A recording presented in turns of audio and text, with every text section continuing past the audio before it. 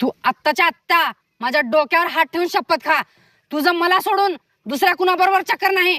ए, ऐ, अगं सोड हात. ए, सोड की.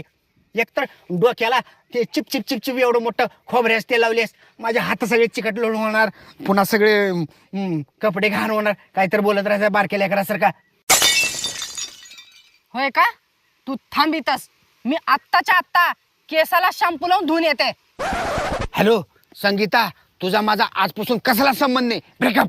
हॅलो पिंकी, तुझा माझा आजपासून कसला एक संबंध नाही.